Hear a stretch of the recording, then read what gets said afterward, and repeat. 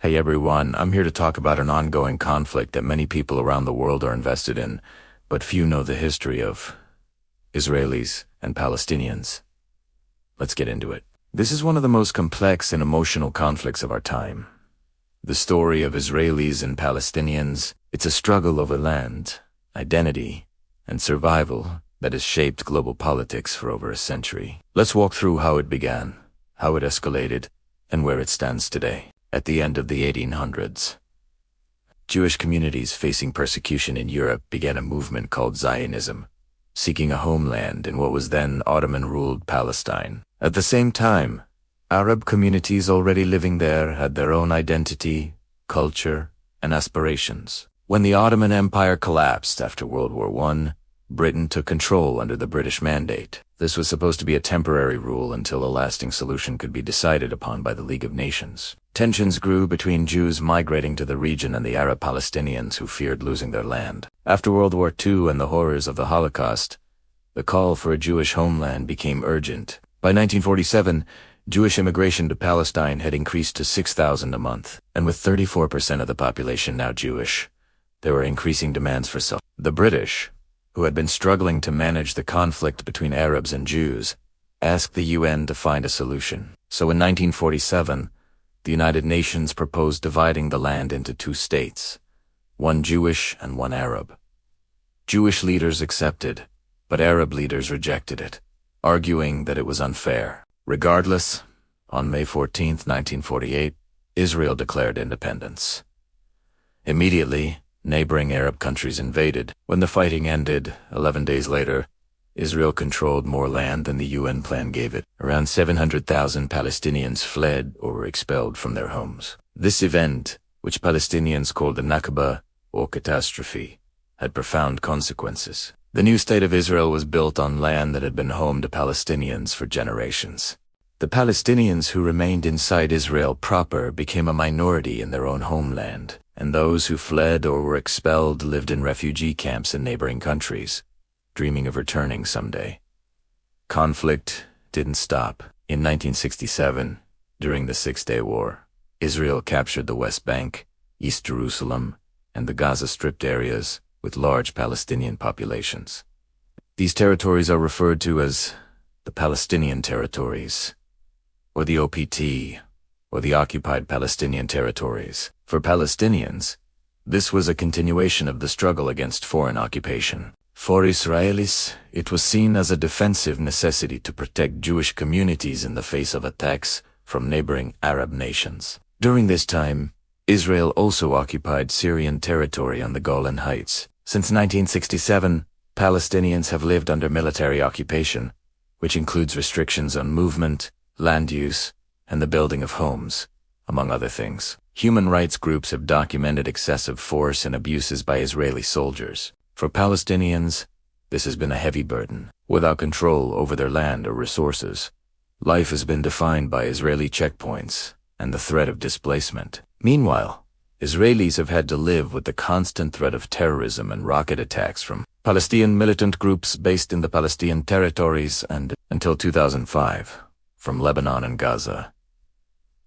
This led to a massive increase in Israeli settlement building in the West Bank, which today houses about 500,000 Jewish settlers. Palestinians see these settlements as illegal and an obstacle to any kind of peace agreement, because they carve up the West Bank into isolated pockets of Palestinian territory, making any contiguous Palestinian state nearly impossible without the removal of the settlements. These settlements are one of the most contentious issues in the conflict today. Over time, frustration boiled over in the First Intifada, a Palestinian uprising against Israeli control. Beginning in the late 1980s, the First Intifada was a nonviolent mass uprising against Israeli occupation. It included protests, civil disobedience, and strikes. Many Palestinians felt that the promises made by Israel and the international community were not being met. The uprising was a way to draw attention to their cause and demand change. One of the outcomes of the First Intifada was a series of negotiations that took place in the 1990s.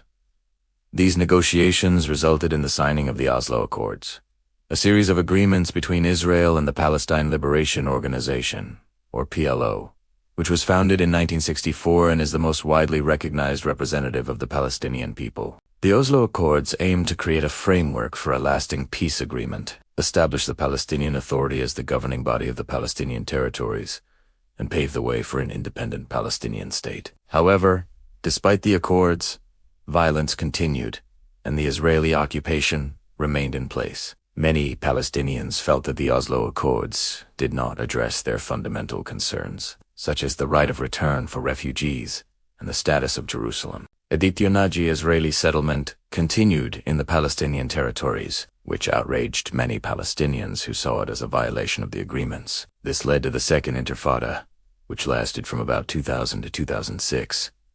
The Second Intifada was marked by more violence, including suicide bombings and other militant attacks carried out by Palestinian groups such as Hamas and Islamic Jihad. The response from Israel was a military crackdown that resulted in a high death toll among Palestinians. Again, Palestinians felt that Israel was not committed to the peace process and that the continued occupation and settlement activity in the Palestinian territories were evidence of this. Israel, on the other hand, felt threatened by the violence and saw the Palestinian militant groups as a danger to their security. In 2005, Israel withdrew its settlements and military from Gaza in an effort to reduce violence and allow the Palestinian Authority to assert control. However, the withdrawal was followed by a barrage of rockets fired by Palestinian militants into Israeli territory. In response, Israel imposed a blockade on Gaza, which has had devastating consequences for the civilian population, which has lived under the blockade for the majority of their lives. Since 2007, Hamas, a Palestinian Sunni Islamist political organization and militant group, has controlled Gaza. Hamas advocates for the establishment of a Palestinian state in the Gaza Strip, West Bank, and East Jerusalem, and the destruction of the State of Israel. Israel considers Hamas a terrorist organization. In addition to its social and political functions, Hamas maintains a military wing that carries out attacks against Israel. This has led to several major conflicts between Hamas and Israel. In 2008-2009, Israel launched Operation Cast Lead in response to continued rocket attacks from Gaza.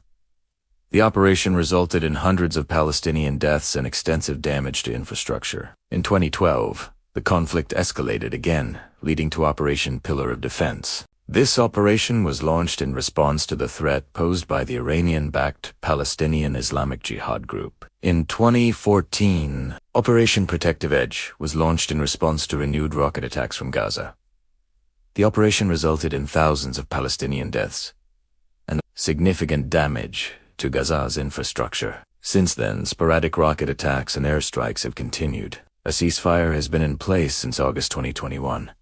But the situation remains fragile with frequent violations of the ceasefire and tensions along the border. Today, more than half of Palestinians live in poverty. Gaza's economy is heavily dependent on foreign aid, and Israel controls most of the territory.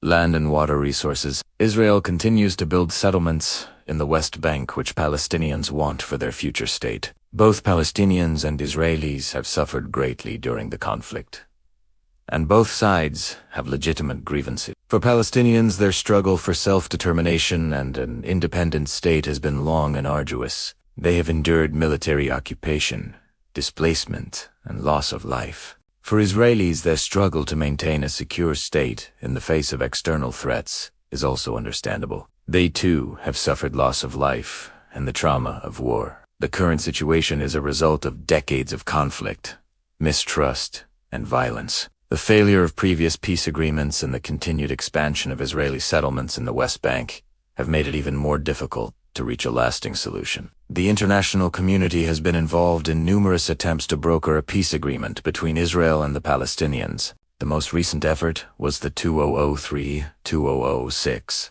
Annapolis Conference, which failed due to disagreements over key issues such as settlements and the right of return for Palestinian refugees. Today, the conflict remains unresolved, and the situation continues to be volatile.